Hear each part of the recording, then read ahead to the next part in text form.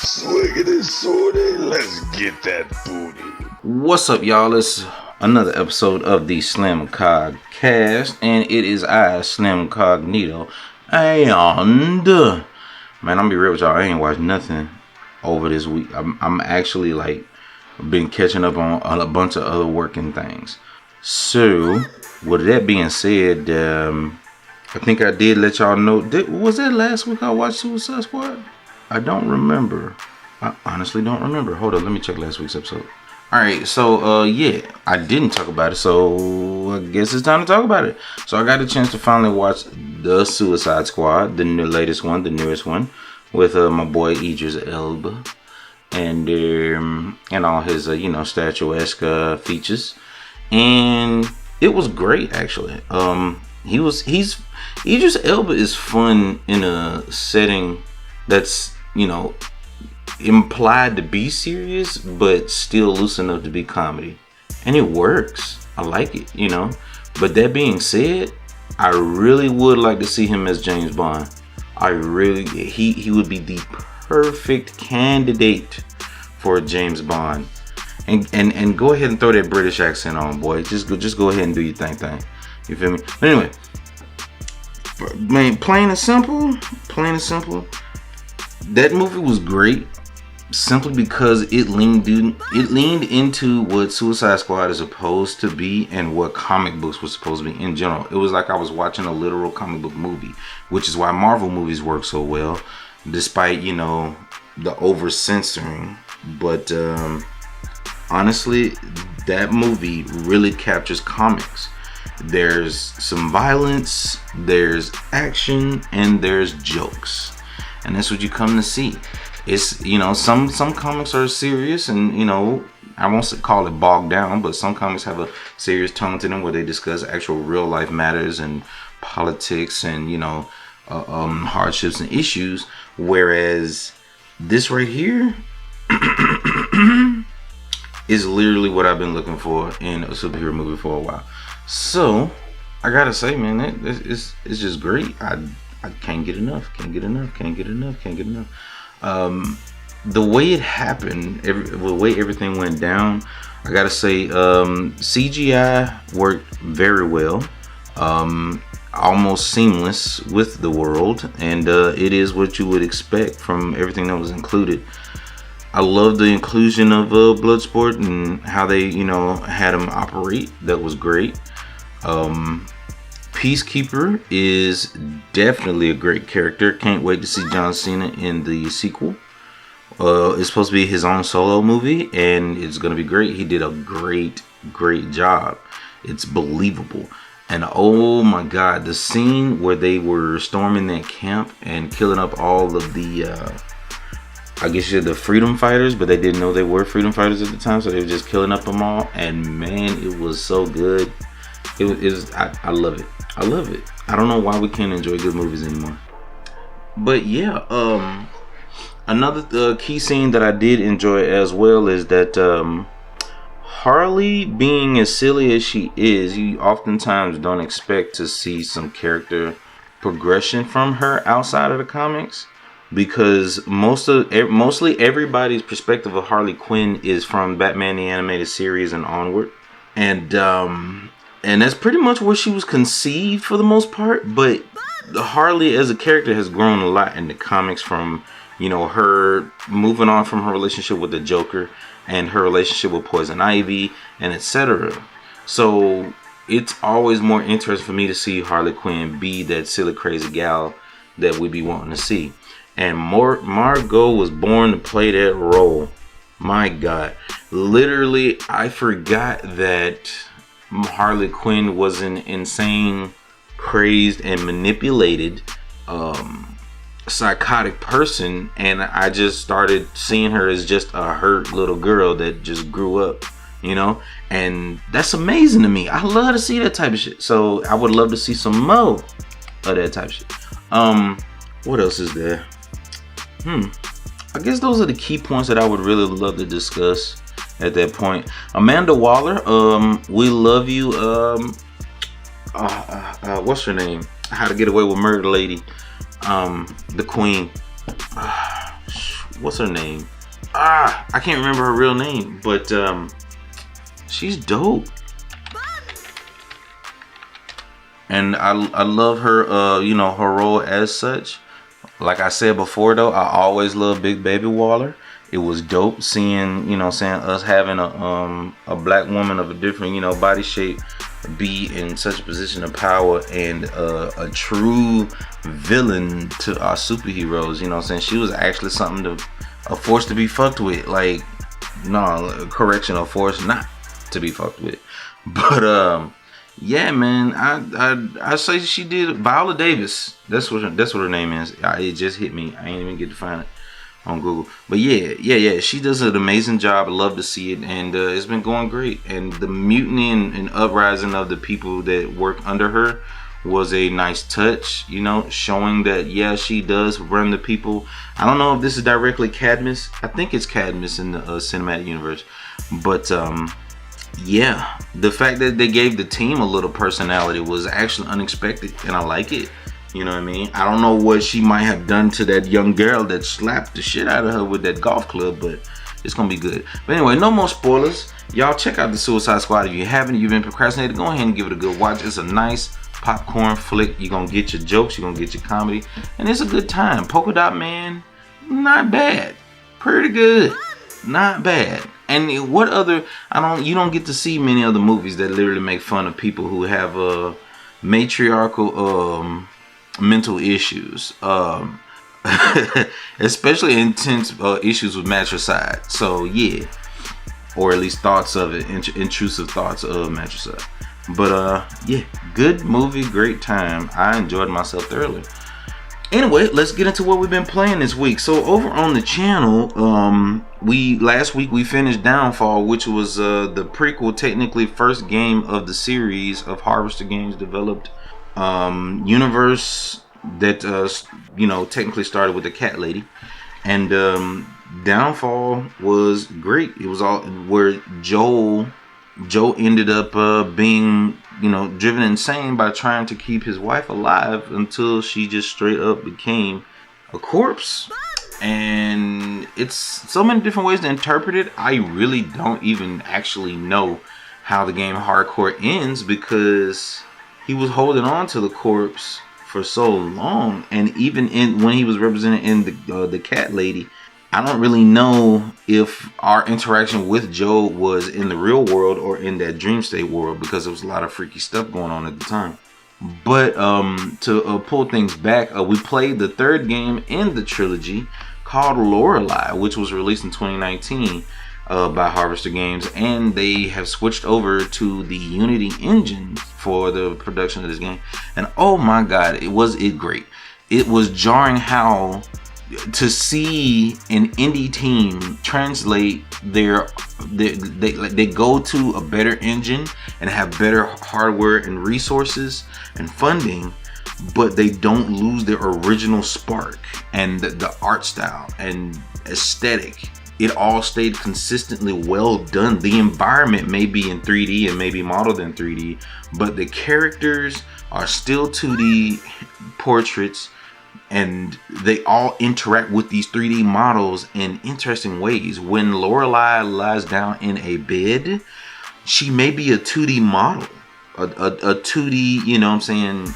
Yeah, she may be a 2D model in a picture, so to speak, for all intents and purposes, an image that is animated, but in the 3D model, in the 3D bed that she lies down in, it shows depressions in the mattress and in the sheets and in the pillows where she lies her head, as if she's actually interacting. And that juxtaposition with 2D and 3D makes it all the more jarring yet immersive, because everything in that world is inconsistently represented. And it's great. They consistently kept it inconsistent, where you see the 3D and the 2D meld together in an almost seamless fashion so consistently that you expect it, but it's inconsistent enough to where it's supposed to pull you out of it a bit. And once you get used to it not breaking your immersion, like the whole world stays that way consistently, then you're expecting it and it feels good. And honestly, it's not too different from what was represented in the Cat Lady and the others, although all of those environments were hand drawn in 2D. But I still say, or I won't say hand drawn, and probably digitally drawn, but you get what I'm getting at. It was all 2D. It was done well. So y'all know it wouldn't be me if I didn't have my own little hot take to share. And my hot take is this: Harvester Games and the writer for this trilogy has made a better psychological horror than Silent Hill has made in the past 10, 15 years. Alright, 10 years. I'll say 10 years.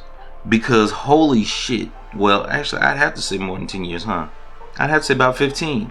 Because Silent Hill has not been the same since Silent Hill 3. And the closest they've come back to being unique and creative was Shattered Memories. I know this firsthand because I had to watch a homie of mine do a complete anthology of the Silent Hill series on stream.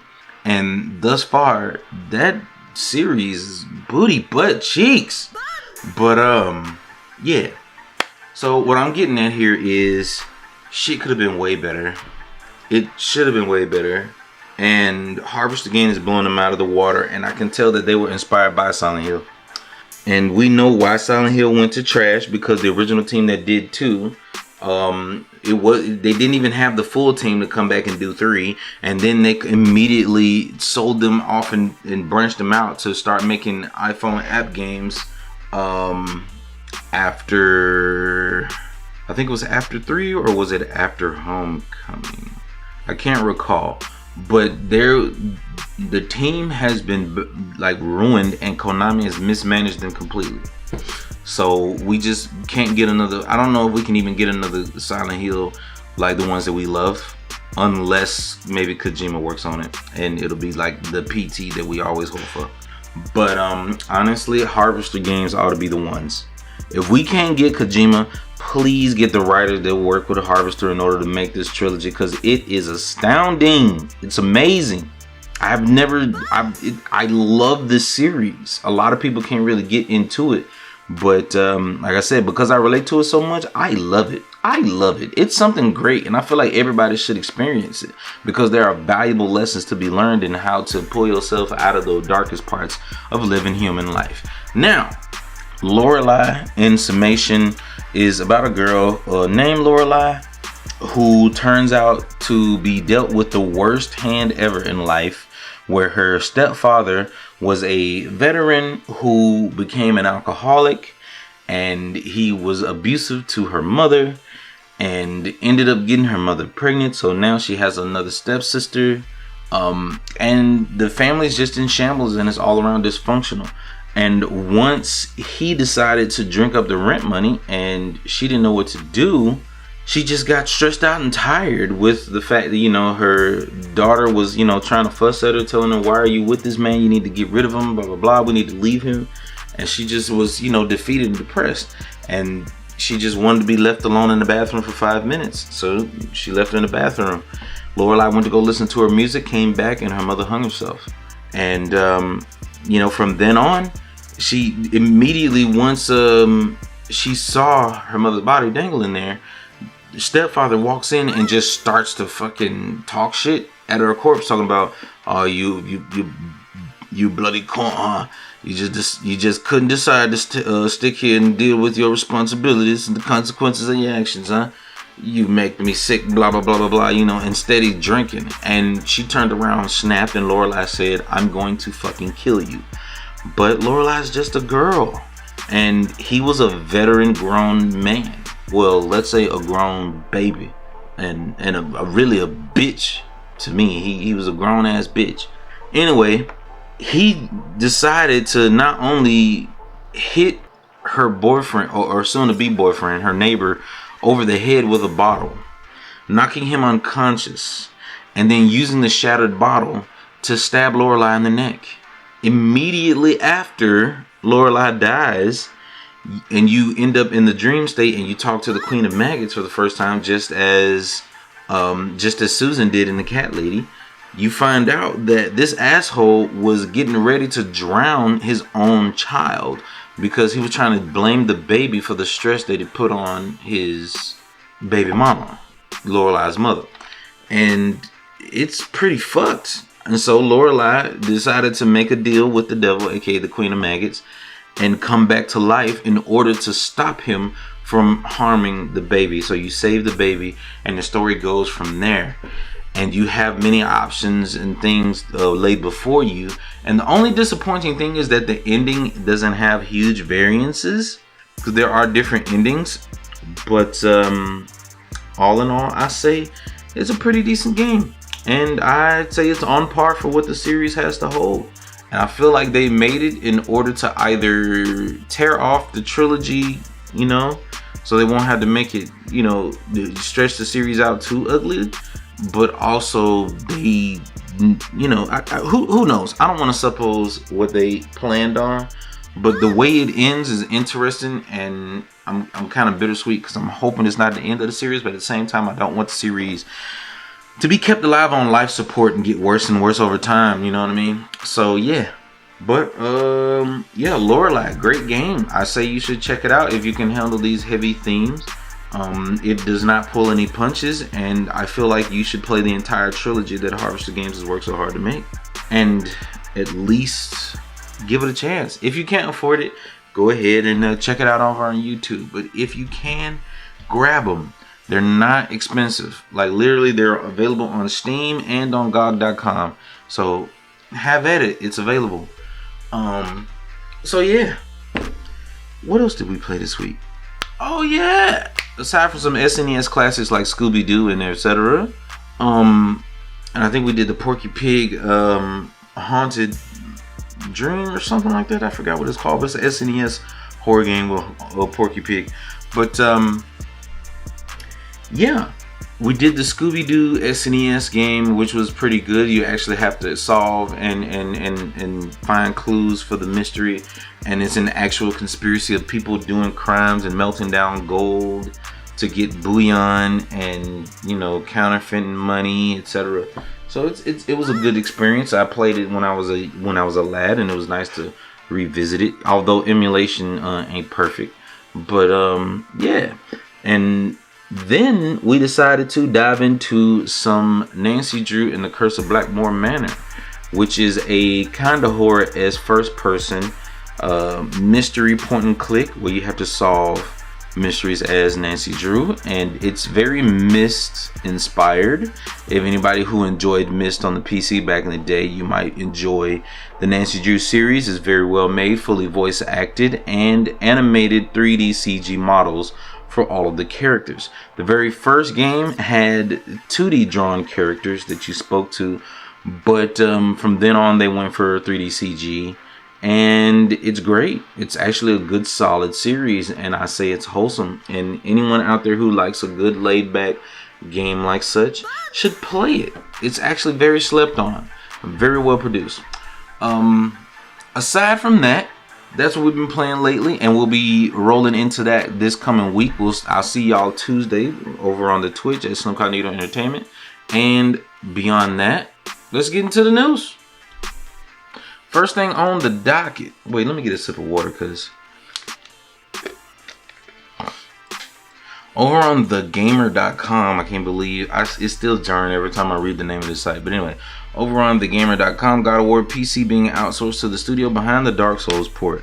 Now, to sum this up, because it ain't a whole lot here, it's just that the studio that ported Dark Souls to the PC is now doing the God of War port, and this Dark Souls PC port has been notorious for being not that great and a bit half in the bag, because you needed the DS fix in order for it to run properly. And the official port has yet to be updated and to run and work like it should. So there's a easy patch out there for anybody who would like to and look for it. And it's great. I have a lot of good time with it. Now, that being said, let's hope that they've learned a lot moving forward and working with such a huge IP that they'll be more capable. PC ports, which should have been prioritized a long time ago, I'm glad to see that it's better late than never, and now they're outsourcing to these parties that are capable of doing so. But anyway, there's not much else going on with that article, so we're gonna move on forward to VideoGamesChronicle.com, VGC. Next thing on the docket, Warner, as in Warner, what is it, Media Company or whatever they call themselves now? But Warner Brothers is reportedly making a Smash Brothers style game with Batman and Gandalf. And Fred Flintstone, Shaggy, and more. And I really hope that it's not directly Smash style. It would be fine if they would do their own thing and make it a fighter. I would be way more appreciative of that, because now that we have Nicktoons in the fray, which is always going to be compared to Smash as a lesser Smash, but just other characters, then it's obvious that we should not try to walk the lane that Smash Brothers has been walking. Just do your own thing and make a fighting game. Throw Shaggy in there, all the Fred Flintstone that you want. Make it growed up, because ain't nobody watching the Flintstones these days. These kids don't know what it is hardly. So, you know what I'm saying, make it more mature for the mature audiences and have that shit be fun. Let Shaggy beat the shit out of you and sick Scoob on you as if he wanted to get to a Scooby snack that he was led to believe was inside your chest, like, and just eating it open. Like, I want to see some real fatalities. Do that, and you got a market where people will run out and buy it. Stand out, and your product will succeed. Stop tripping. But yeah, basically, all in all, they're saying that it's supposed to be like a multi-versus, which is a very cool name. I like that. And according to it, they claim that it's supposed to include Shaggy, Gandalf, Tom and Jerry, Batman, Fred Flintstone, Mad Max, and Johnny Bravo, of all people. So yeah, who knows what we could end up with. We might see some other Cartoon Network favorites. Who knows? But anyway, that's about everything on that one. Next thing on the docket at gamesindustry.biz. I'm going to keep this one short because we're just keeping an update on the Epic versus Apple legal battle. And basically, Apple is failing to prove to the court that their business would be heavily impacted if they were to lower the huge cut that they're asking out of their app developers and App Store users. And I have said it before, I've said it again, the cut is 30%, and it seems like it's not too much, but damn it, 30% is a lot if you don't have a huge banging app. And it's even more of a ridiculous amount of losses when you're as big as Epic Games and Fortnite, okay?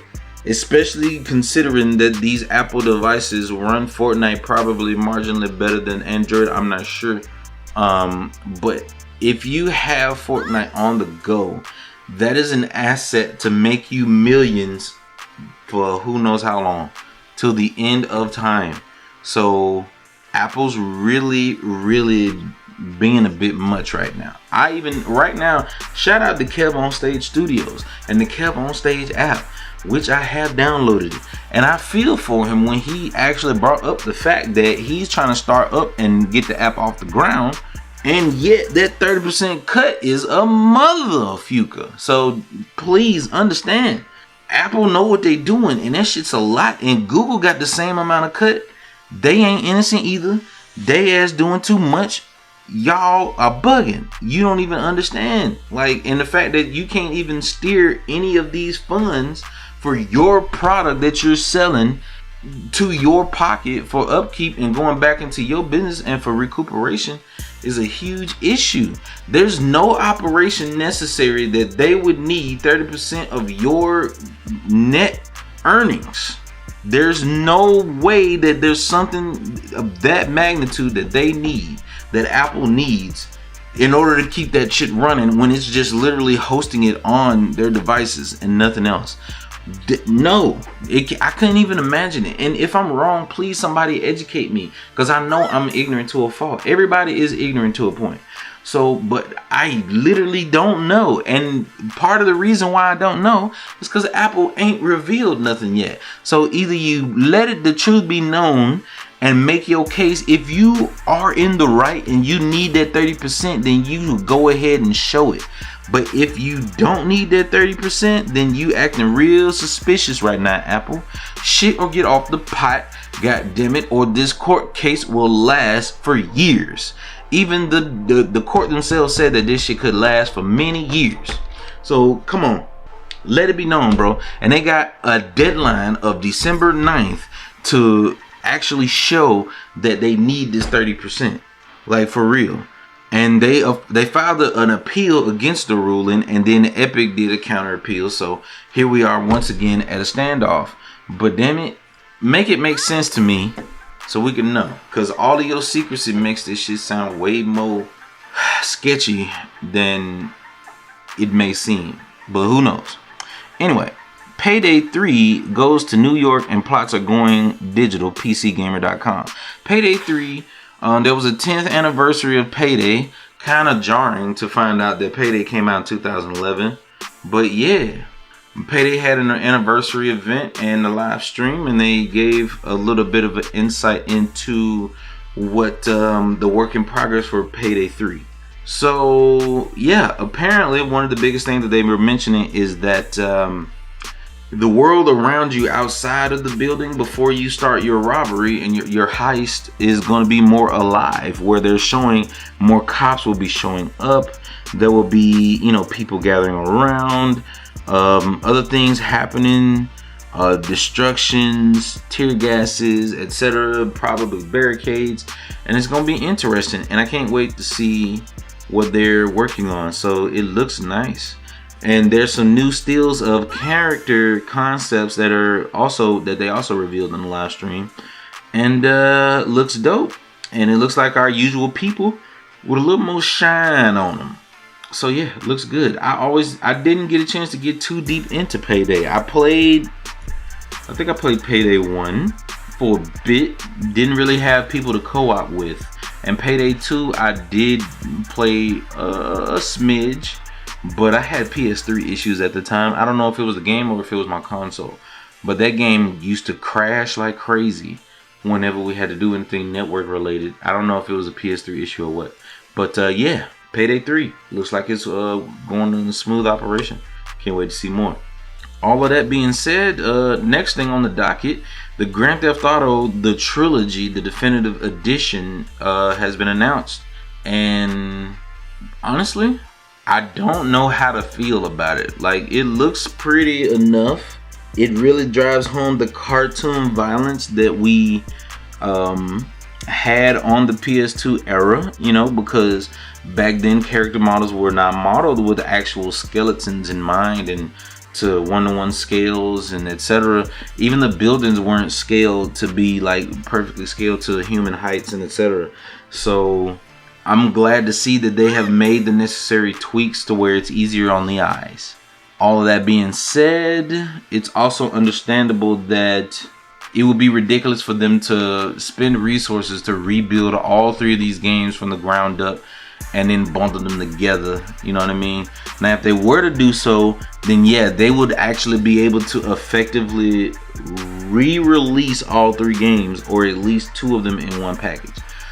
But an HD remake of sorts seems interesting. I feel like mods could, you know, make something a little bit more, but you know, this is their most effective use of resources, time, and money.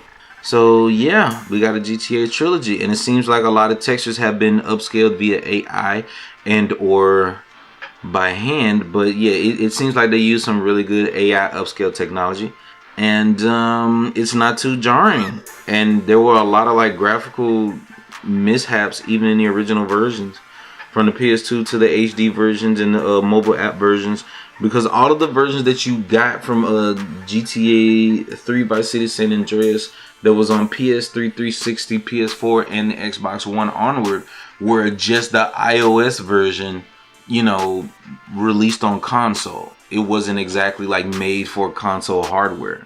So that's what you were getting. Now we're gonna get GTA the Trilogy, and that's neat, I guess. I don't mind it, I guess you could say. And it's nice. A nice easy way for people to play it in a modern coat of paint. So yeah, I'm not too against it, but still on the fence. The only reason I'm on the fence is because I feel like it could look a little better in a sense. But the only way it could look better is if they were to go to ridiculous lengths. So I'm not gonna, you know, really hold them on that. But anyway, and lastly on the docket, Twinfinite.net NetEase Games acquired Grasshopper manufacturer dedicated to creating unique console games together. Long story short, the NetEase has acquired Grasshopper, and they say that they plan on keeping, well, I'll just give you the quote. Their strong passion for creativity, which has continued for decades, is extremely admirable. Quote from Grasshopper manufacturer, by the way. No, this is NetEase, excuse me. NetEase is honored to be the companion of Mr. Suda and Grasshopper Manufacturing Incorporated on this new journey into the future. We hope to give the studio creative freedom and sufficient resource support in order to empower said studio to create even more sensational works for gamers worldwide. So, yeah, it's a good thing to say to keep faith, but basically what they're saying, and hopefully what they will uphold themselves to, is that they will keep that Suda 51 stank on the games, and I really hope so. So yeah, I think we talked about a supposition about this happening beforehand, but now it has been confirmed and it's official, and we hope for the best going forward, and that this would give them the funding proper to be able to probably make some AAA level Travis Touchdown stuff. Who knows? Or even if they venture away from Travis Touchdown, that'd be fine, because he's had 3 games, technically 4. So yeah, it's fine. Yeah, so here's to being cautiously optimistic, y'all. I've been Slim Cognito, and I appreciate y'all giving us a listen. And don't forget the channel motto: intentions are the most important. Actions ain't nothing but loud, and words don't mean a damn thing. Over on the channel, we will be playing some old Nancy Drew, and then we'll be going into another horror game, which I'm not completely sure which yet, because there's a list, but I don't know which we're gonna pull from the list. It's just gonna have to depend. But yeah, once we get through that, you might want to be there. But all in all, I'm still aiming for obscure games that most people have not played. All that being said, is I don't know what else. So yeah, fuck off and thank you. I appreciate you for listening, and I'll see y'all next week. And the podcast might be just as late. Bye bye. Oh shit, here we go.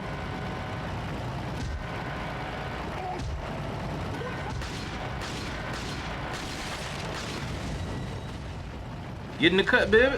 Oh shit, we dead. I'm so sorry.